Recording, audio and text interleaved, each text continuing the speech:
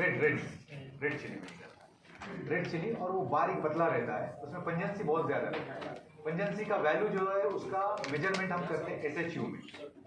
तो अभी जो हाईएस्ट जो है 70-80,000 SHU है अभी जो चिल्लीज है, लेकिन वो जो नया जो चिल्ली आएगा वो 2 लाख SHU रहेगा, उसमें ज़्यादा ओलियोरिजिन निकलेगा।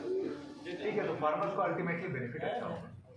इंटरनेशनल मार्केट में ऑयल का डिमांड डे बाई डे बढ़ रहा है, क्योंकि आप देखेंगे मेडिसिन जो बन रहे हैं उसमें ऑयल यूज़ हो रहा है, आपके अम्यूनिशंस जो बनते हैं मिलिट्री में भी यूज़ होता है, चिली पाउडर यूज़ होता है, चिली का ऑयल यूज़ होता है, और कई चीज़ें हैं, कैंसर के ट्रीटमेंट में चिली का ऑयल यूज़ हो रहा है। तो इसका रिसर्च चल रहा है, एग्रीकल्चर का रिसर्च चल रहा है, और उनका मेडिसिनल मतलब मेडिकल जो यूनिवर्सिटीज़ हैं उनका भी रिसर्च चल रहा है कि कौन सी चीज़ कौन से डिजीज़ में काम आता है। तो चिल्ली पे वो लोग ज़्यादा कर रहे हैं कि चिल्ली का यूजफुलनेस बहुत ज़्यादा है।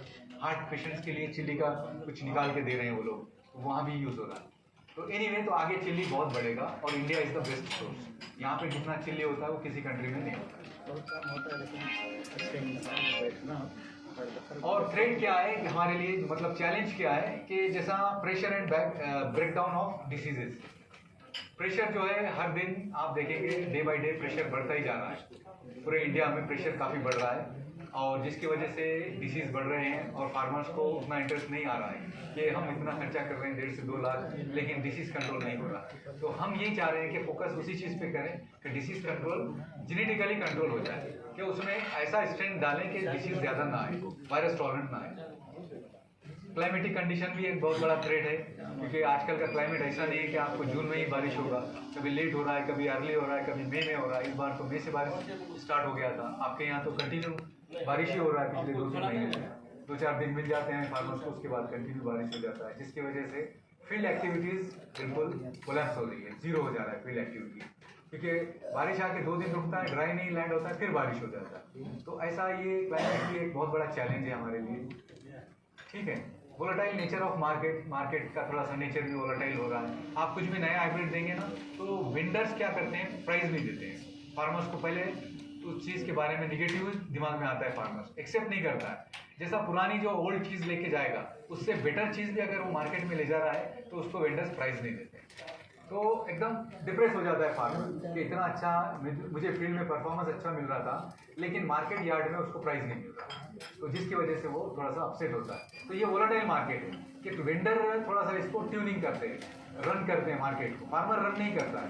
फार्मर तो बेचारा देखता है कि आप ही कोट करो प्राइस, कोट आप ही करो, हम तो बेचने वाले।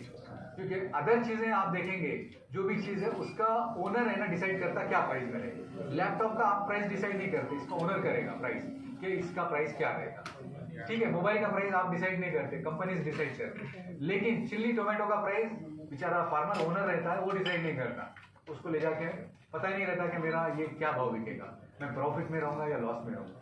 तो फार्मर का लाइफ थोड़ा मिजरेबल है, हर जगह इंडिया में मिजरेबल है, अदर कंट्रीज में तो फार्मर्स कंट्रोल करते हैं, बड़े बड़े फील्ड्स करते हैं वो। आपने देखा होगा कि जैसा इंटरनेशनल मार्केट में कॉन्ट्रैक्ट फार्मिंग होता है, एक ही कंपनी 1000 एकड़ ग्रो करता है, कैरेट एग्जांपल, तो वो अपने ब्रांड में कैरेट बेचता है, कहाँ पे, आउटलेट्स में टैग लगाता है, वो बोलता है मुझे इसका 100 रुपीज़ के जी चाहिए, 100 रुपीज़ का उसको टैग भी लगा देता है कि मुझे इससे कम नहीं चाहिए। तो वो वहाँ के फार्मर्स ग्रोअर्स क्या है, वो मार्केट को कंट्रोल करते हैं। हमारा यहाँ का फार्मर नहीं करता है, हमारा यहाँ क्या फार्मर डिपेंडेंट है। ठीक है, फिर कमिंग टू नेक्स्ट, ये हमारा नया फैसिलिटीज़ है, अभी आपको वीडियो बताया था, नया जो मिडचल है हैदराबाद से 25-30 किलोमीटर आगे एक मिडचल है जो सीड्स का हब है, इसको सीड्स का हब बोलते हैं। तेलंगाना जो है processing, seeds, packing, everything India का सबसे बड़ा सेंटर है तेलंगाना, और तेलंगाना में जो सबसे बड़ा सेंटर है वो हब मिडचल के साथ, जहाँ पे आपको हर कंपनीज का एक पैकिंग यूनिट मिलेगा, प्रोसेसिंग यूनिट मिलेगा, और लेबर्स वहाँ के टेक्निकल मिलेंगे, उनको आइडिया है कैसा क्या पैक करना है क्या नहीं करना। तो वो बहुत बड़ा एक हब है, तो वहाँ पे हमने एक नया यूनिट बनाया है जहाँ पे हमारा पैकिंग होगा। पहले कुछ दिन हमारा वहाँ पे था, इंदौर में था, इंदौर कोविड में काफ़ी प्रॉब्लम हुआ हमको सप्लाई करने में, क्योंकि वहाँ से प्रॉपर ट्रांसपोर्ट नहीं मिलता। फिर हमने तेलंगाना में शिफ्ट किया, तेलंगाना में पहले लीज आउट किया था, हमने ये परचेज कर लिया और यहाँ पे कंस्ट्रक्शन कंप्लीट कर दिया है, तो अब हमारा पूरा यहाँ पे शिफ्ट हो रहा है। ठीक है, नंबर इसके आगे हम चलते हैं कि हमारा इंटरनेशनल मार्केट में भी